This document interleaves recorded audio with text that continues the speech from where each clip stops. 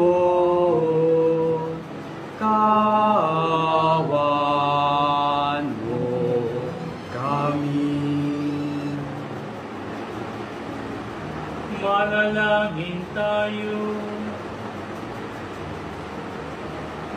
Ama naming makapangyarihan, patawarin ang aming mga utang, sapagkat kami hindi makababayad ng lubusan, kaya't makaligtas nawa kaming tanan, pakundangan sa pagdalangin ng mahal na biring ina ng Diyos, para sa aming kabutihan, sa pamamagitan ni Jesucristo kasama ng Espiritu Santo, magpasawalang hanggan.